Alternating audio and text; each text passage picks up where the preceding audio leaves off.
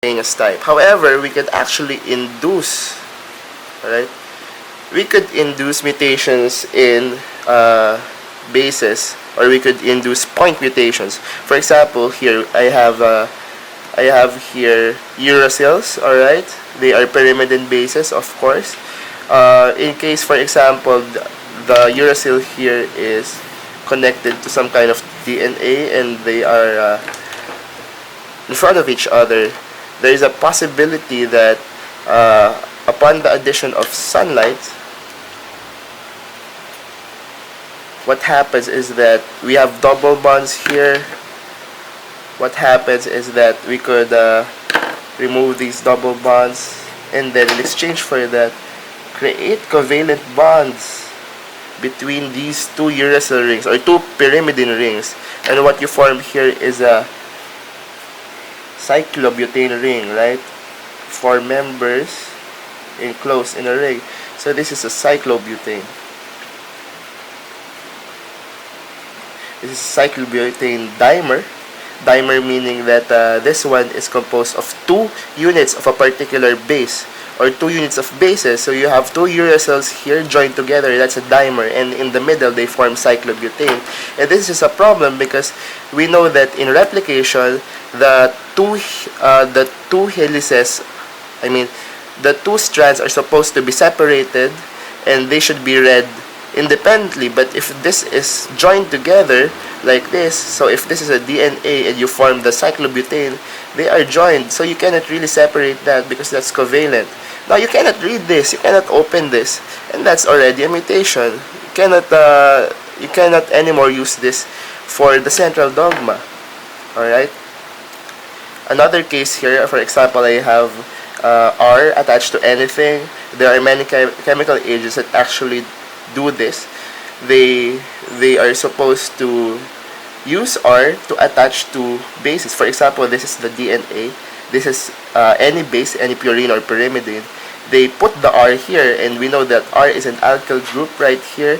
And what you call these agents are, these are called alkylating agents. What they do is they add R groups to the bases so that these bases will not be read, because the enzymes responsible for replication cannot interpret these ones because they are already transformed. They are not the usual adenine, guanine, cytosine, uracil, and thymine that they used to be. So that's another way by which alkylating agents, or by which a chemical could induce mutations. For example, here in this case, I have here a very large aromatic ring. I copied this structure. This one is named as benzopyrene or benzoapyrene. This is a flat one. Remember that when a chemical is aromatic, it is flat, it is planar. So what happens is that this one could actually stack itself here. Because it's flat, it would look as if like it could put itself in the middle of this one, in the middle of these bases, and then this would cause a problem because the enzymes would be, what the hell is this molecule doing here? I cannot read this base. Alright, it's as if this one does the same thing as the alkylating agents, but here, since it puts itself in the middle of the bases, instead of calling them alkylating agents, they actually intercalate or insert themselves inside. So these are known as intercalating agents. Alright, then these ones are actually drugs. Alright, for pharmacists, I hope you remember this, or you have already encountered this one. This one is, again, this is uracil, right? This one is uracil. This is uracil.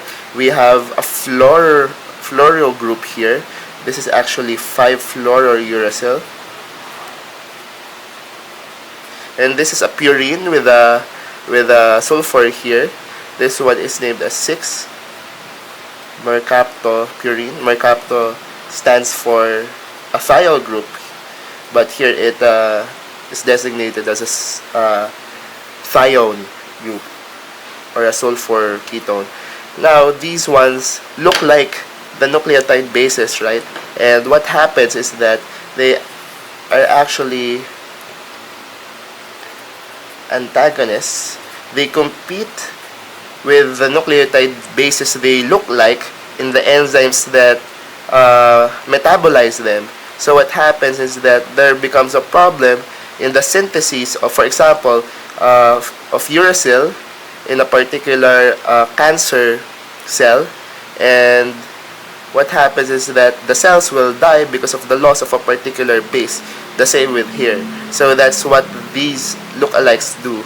So because they prevent the production of certain substances such as pyrimidines and purines, because they look like them and they compete with the enzymes that metabolize them, they are known also as anti-metabolites.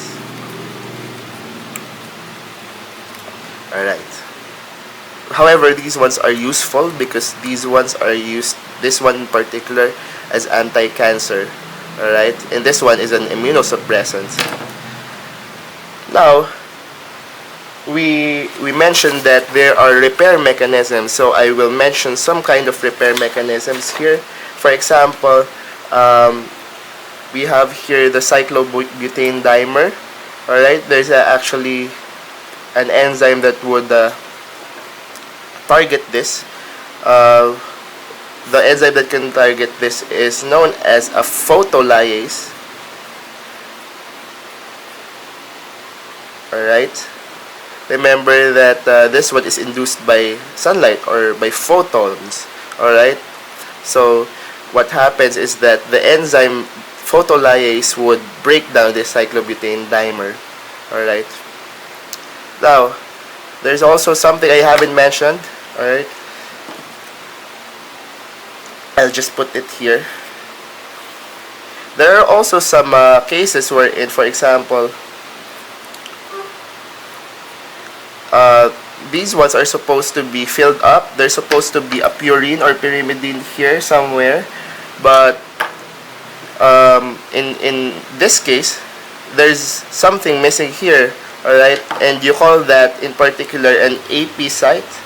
AP can either stand for apurinic or apyrimidinic, meaning there's an absence of purine or an absence of pyrimidine. So this is an error that can be fixed by putting something there. However, I forgot to mention what induces it. There are several chemicals that do that, and the problem that would arise from that is that there would become a problem in reading.